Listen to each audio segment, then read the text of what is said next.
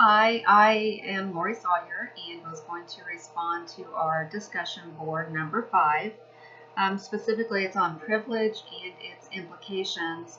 And our question is, why do I think persons of privilege, whites, males, able-bodied, straights, are often defensive or in denial about their privilege? After viewing the video with Colburn and then DeRay McKesson and then reading the article from Teaching Tolerance on Racism and White Privilege, had some interesting thoughts that came to mind after reading this because, quite frankly, obviously, I'm pretty white. And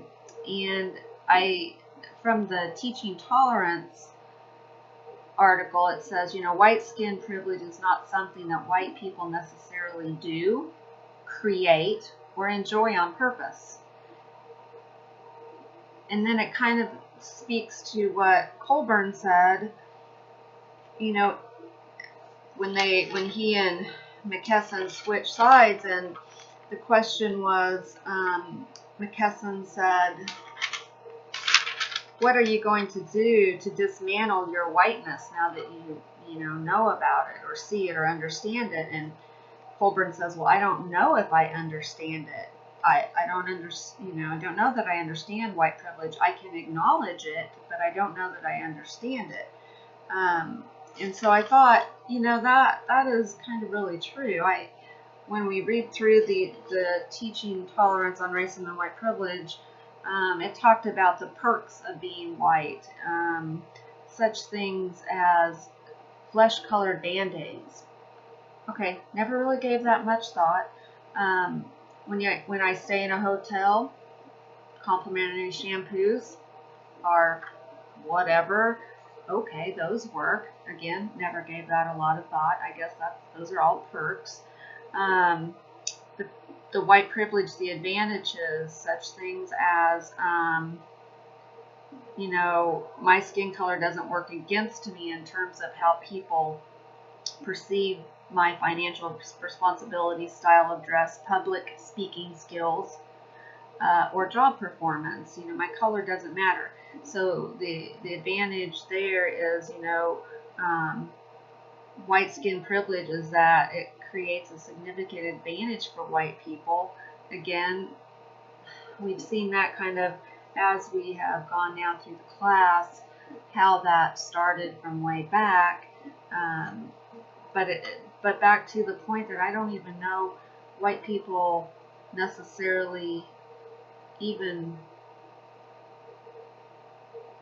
I don't know that we really realize that or see it that way. It's just kind of the way society has come along, and I don't know that we don't do it or enjoy it on purpose.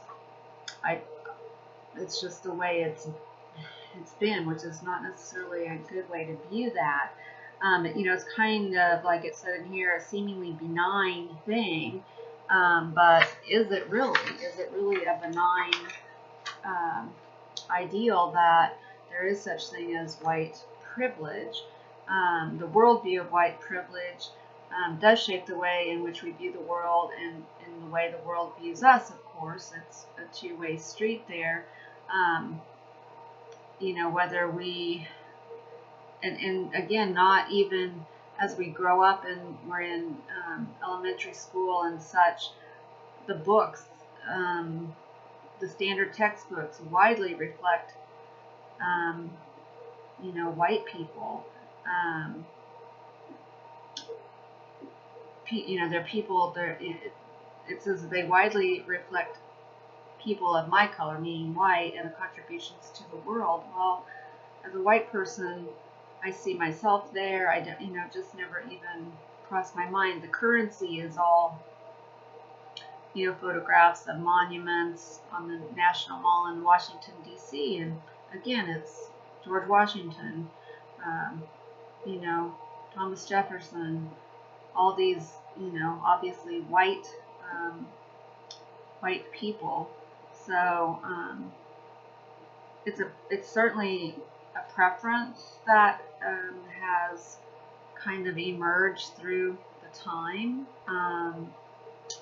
But does that, this article kind of says it creates a sense of entitlement, and it generates perks and advantages for white people and elevates our status in the world. I don't feel a sense of entitlement. That is unfortunate. I mean, I'm blessed. I don't feel that sense of entitlement and I deserve this or I deserve that. So I'm kind of with Colburn. I don't know that I understand it.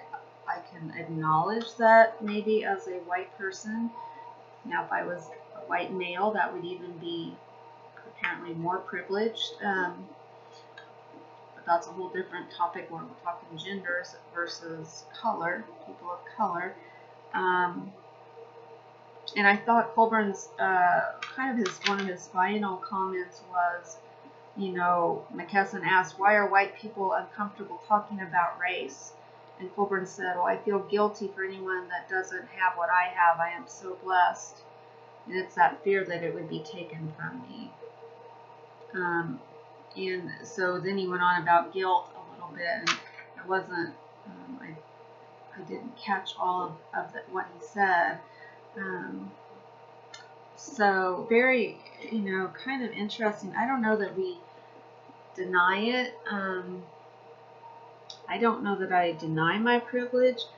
I don't become defensive about it. I'm sure there are people that do.